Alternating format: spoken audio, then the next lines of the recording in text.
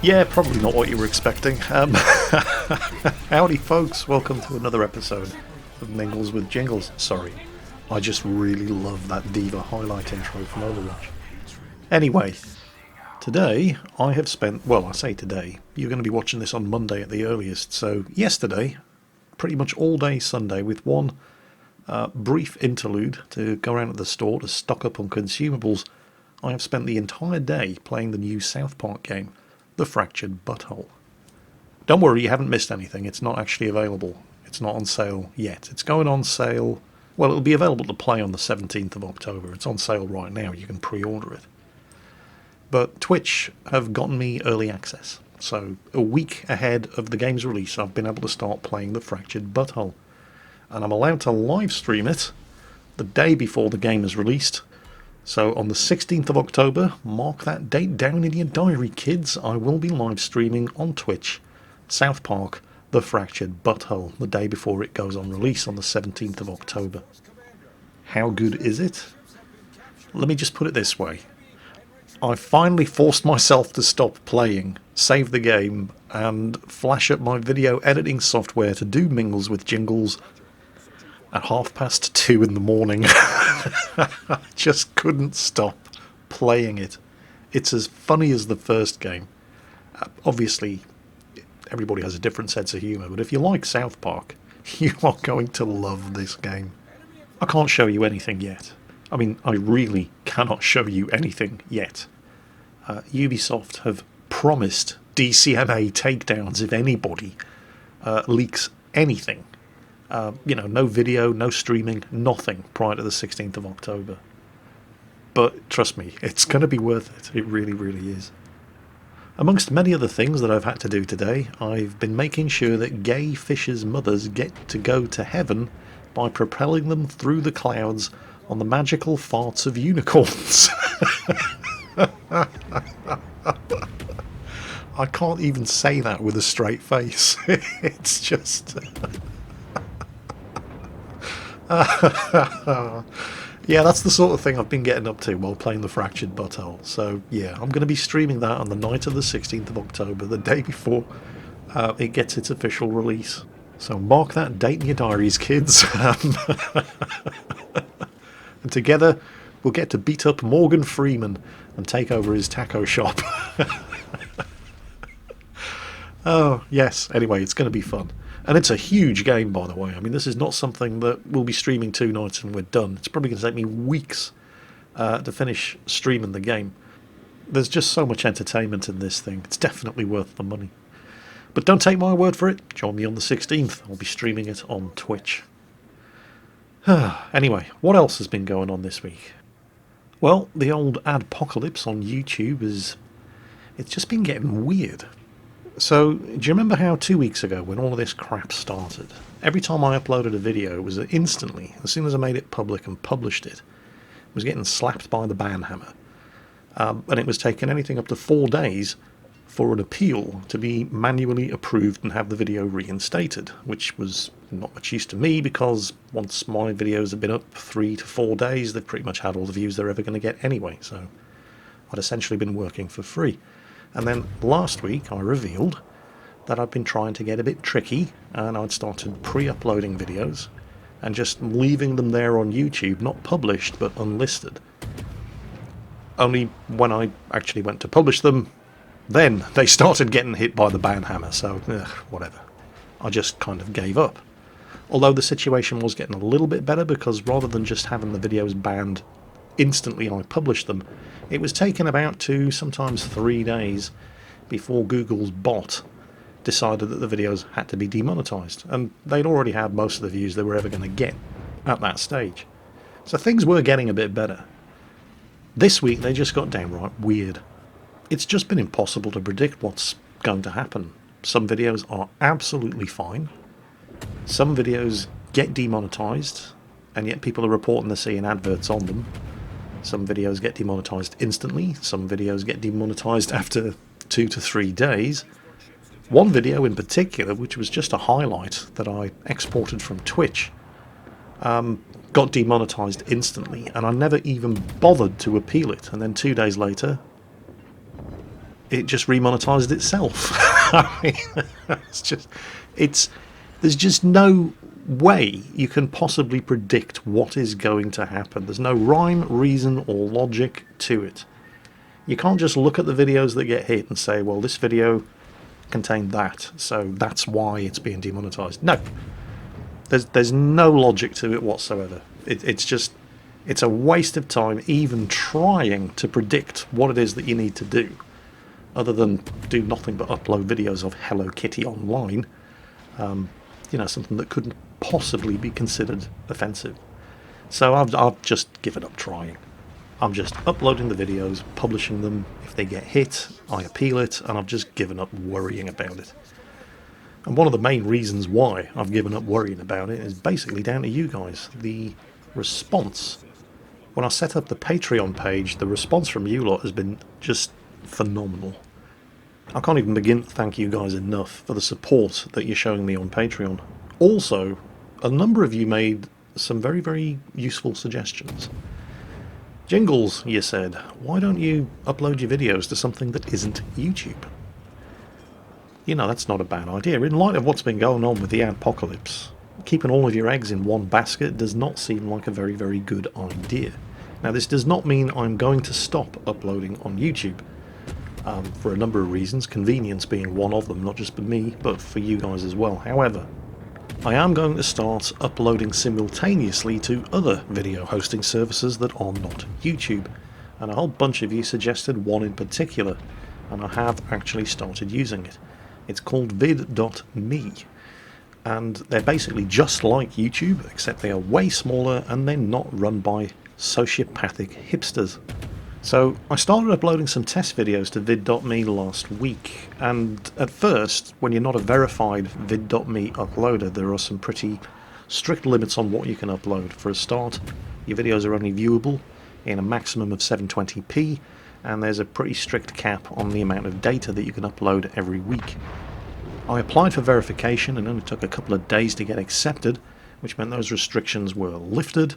My videos on vid.me are now viewable in 1080p, and there's no restriction on the amount of videos that I'm allowed to upload there. So I can basically, and have been, since the channel got verified over there, been dual uploading both to YouTube and to vid.me every day.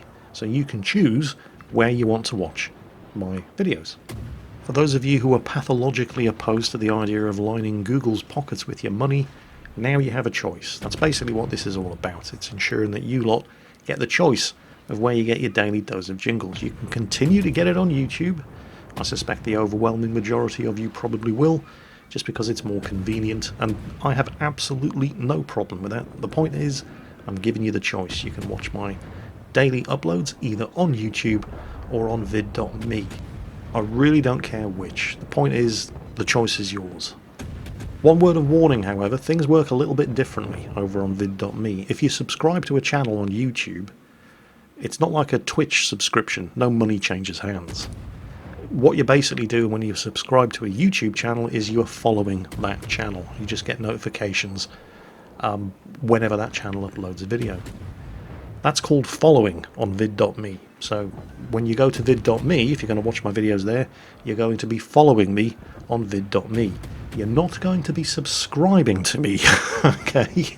Big difference. Subscribing on vid.me is like subscribing on Twitch. You pay a monthly fee to the person who's uploading the videos. So I didn't want you lot getting confused because of the differences in terminology between YouTube and vid.me. So to make sure that no accidents happen, I have disabled subscriptions on my vid.me channel. So if you do decide that you'd rather start watching my daily videos on vid.me and not YouTube, I didn't want you going over there thinking, where the hell's the subscription button? How can I subscribe to Jingles on vid.me? No. That involves paying a monthly fee.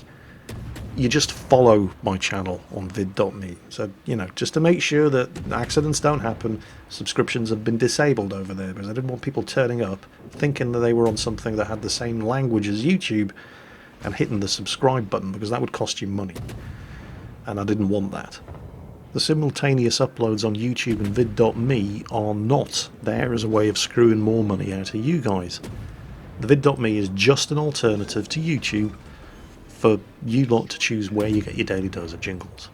Well, anyway, what else has been going on this week? I published 3 videos this week that I was very, very happy about. One of them was about a little independent game self-published on Steam by a tiny development team consisting of 4 people, only 3 of whom actually work on the game, one of whom does PR and publicity for them. They have 0 publicity budget. I'm talking about Heliborne, of course, and most of you probably already know exactly what it is I'm going on about. This video was incredibly successful by the standards of videos that I upload that aren't World of Tanks or World of Warships. Generally speaking, if I upload a video in any given week and it's not World of Tanks or World of Warships, after a week it's lucky if it's got 80,000 views. If it's not World of Tanks, World of Warships, and it gets 80,000 views in a week, it's done pretty well. This Heliborne video's managed 110,000 views in 3 days. And I'm very, very happy with that. Not just because the video's received 110,000 views in 3 days, but because it's a game that I feel really, really deserves to do well. And I know that it's been doing well because I got a message from the developers thanking me for the exposure that I gave to the game the day before it was released. So many people downloaded the game and had a go and continued playing that they actually had to reboot their servers to handle to handle the number of people who were playing. They tripled their record for maximum concurrent users. I can't begin to tell you how happy I am about that, because they're a fantastic little development team with a fantastic little game, and they really, really deserve to do well. And the fact that I was able to help them by generating a bit of exposure for their game, because their marketing budget is $0, right? It's 4 people. They can barely afford to keep the lights on. So yeah, Heliborne. I'm delighted that I was able to help their launch be the success that it was. Another video that I was very, very happy with, which I was not expecting to be doing, it came out of nowhere. I'd heard that World of Warplanes was getting a redesign. Now, you all know my history with World of Warplanes. Just a second. I'm going back to my video manager on YouTube, and I'm going to have a look for my most viewed video of all time. Come on. There we go. So, the top 3 most viewed videos on my YouTube channel are the channel trailer. That thing that you see every time you come to the page. Well, that thing that you see every time you come to the page if you're not already a subscriber. That should be the way it works. That's had 2.2 million views. Not really surprising. My second most viewed video was published on the 21st of June 2013. World of Tanks, You're Doing It Wrong. This was basically just a compilation of people doing incredibly stupid stuff in World of Tanks and usually getting punished for it, so not really surprising that this is quite a popular video. But my third most, I'm not going to say popular, my third most viewed video during the entire lifetime of my YouTube channel was World of Warplanes with the Mighty Jingles, with not far short of 1.2 million views. Why are so many people watching that video? It's not like I'm known as a World of Warplanes channel. Well, if you were to have a look at the comments section of that video and see the flame wars that continue to this day,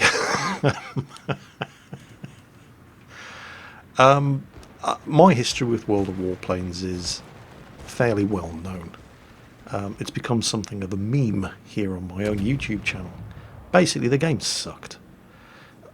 The very first video I did on it more or less went along the lines of, well, it's not bad. I mean, let's just say there's plenty of room for improvement, but you know, this is alpha test.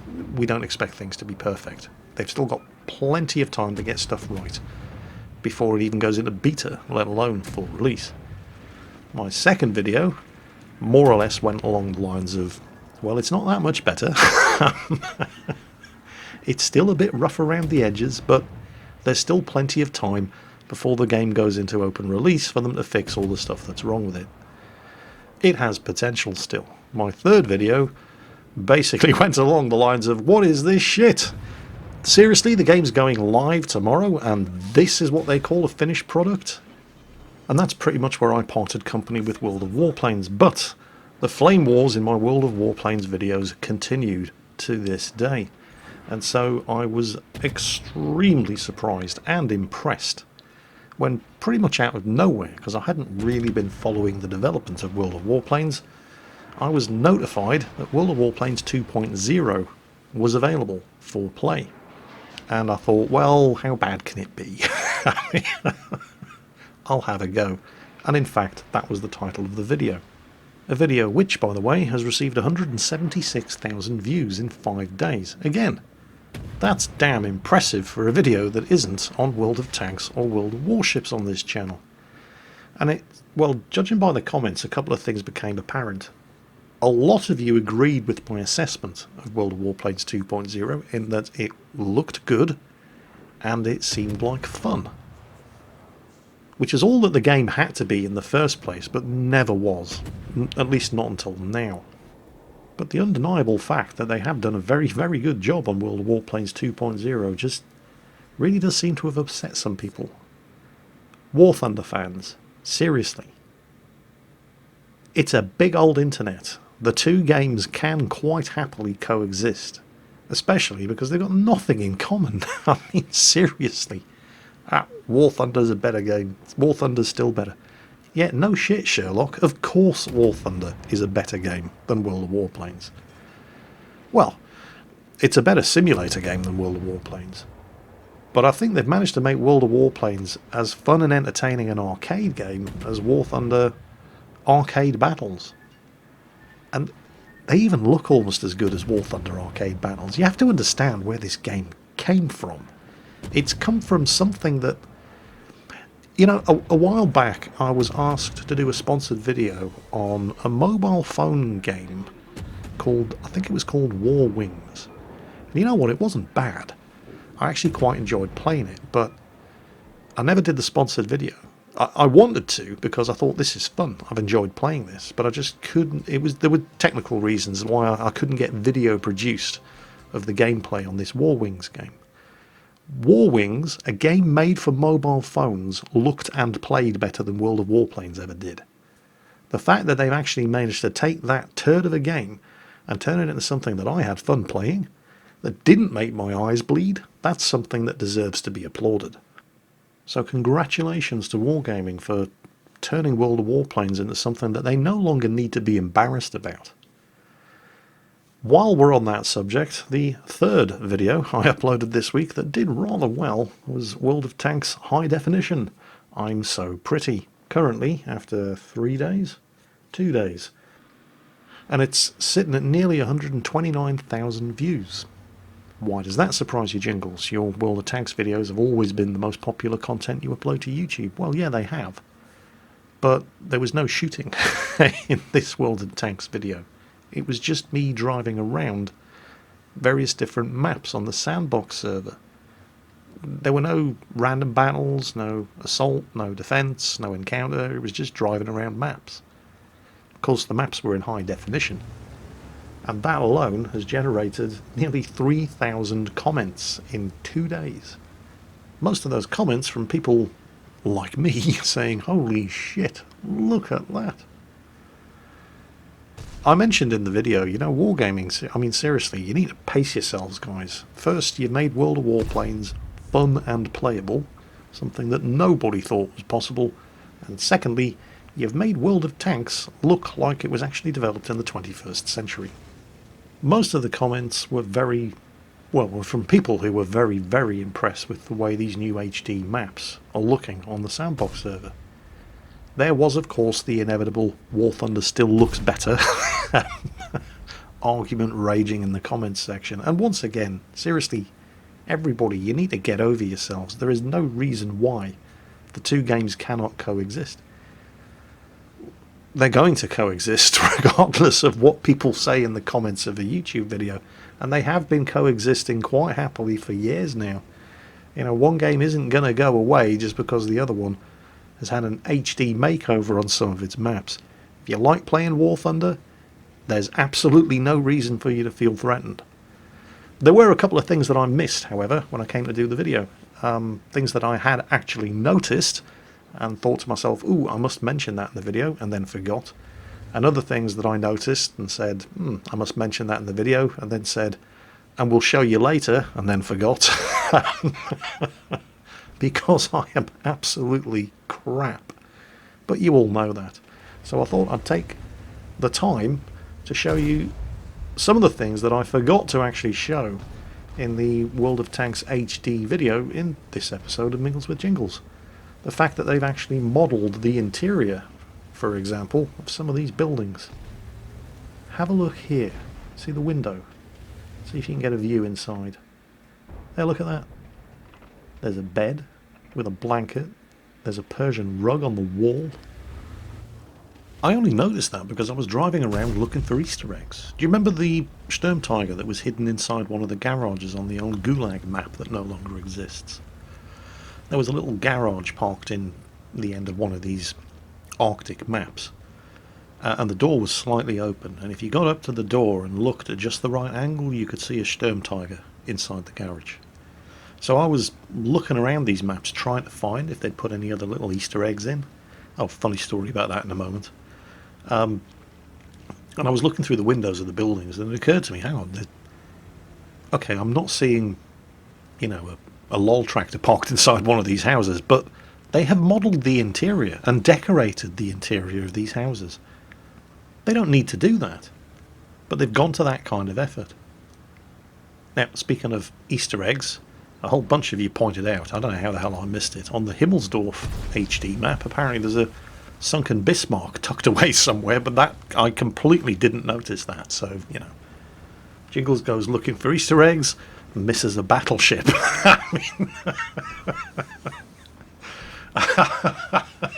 How do you miss something the size of the Bismarck? I have no idea. I thought people were pulling my leg. I thought they were joking with me, but no, apparently it's there. How did I miss it? Haven't got a clue. Too busy poking my nose through windows to notice sunken battleships. But, you know, what can I say? I am crap. You wouldn't have me any other way. Well, I guess the long and the short of it all is that I have been ridiculously busy this week, but in a good way, and I wouldn't have it any other way. Because I'd been getting kind of bored. There were times in the last couple of weeks where I've been sitting there thinking, what am I going to play? I mean, World of Warships has always been reliable, but I was starting to get a little bit bored with World of Warships, purely and simply, not that I think there's anything particularly wrong with World of Warships, but it was all I was playing day after day after day, because nothing else really interested me. And I was starting to get a little bit bored of it, purely because I was overplaying it, but then Rita started playing it as well. Now, Rita never ever played anything other than Japanese destroyers, and that was a while ago, but she's gotten herself addicted to World of Warships over the course of the last week or two. And so playing it with her has been hilarious. We've actually gotten her, well, I say we, I have actually gotten her to stretch her legs a little bit, and not just play Japanese destroyers. She's tried a Soviet destroyer, she's tried French and Soviet cruisers, and I've been having fun teaching her the basics of, you know, how World of Warships works.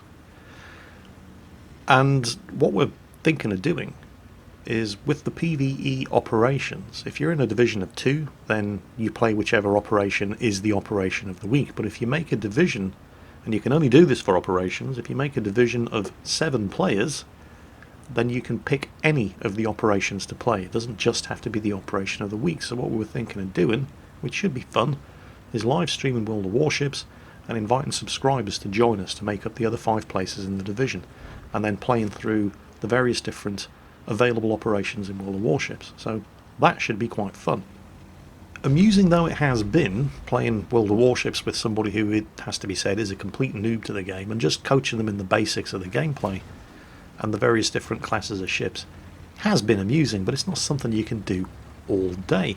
Luckily, I've just been spot for choice in great games to play over the course of the last couple of weeks. We've got Heliborne, and I've been furiously grinding out the American helicopters in that, trying to get to the Cobra gunship. I've managed to unlock the Huey Delta, because if you're playing in Vietnam maps in helicopters, you have to fly the Huey. Those are the rules.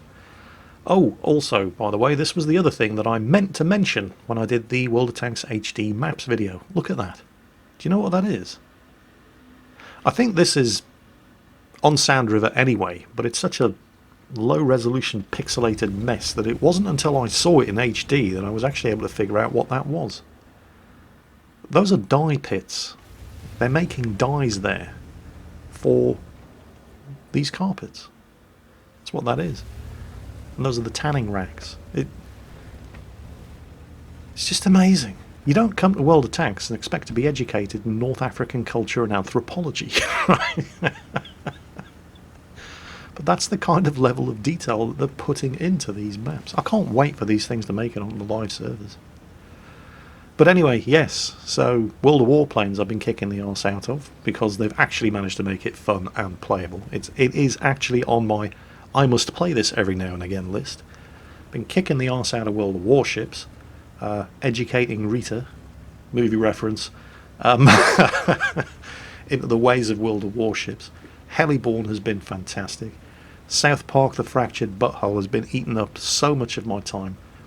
I really have been spoilt for choice for great games to play over the course of the last couple of weeks. I'm actually having to... I mean, I haven't touched XCOM 2 War of the Chosen in about 3 weeks. I keep meaning to go back in and... well, I keep meaning to make a video on it, but there's just so much other stuff. It's a nice problem to have, just being spoilt for choice with content and games to play. And it's a great time to be a gamer, particularly if you're into the kind of games that we all are. I mean, there's War Thunder, there's World of Tanks, there's World of Warplanes. Yeah, I never thought you'd hear me saying that. There is World of Warplanes. It is now actually a thing that's worth playing.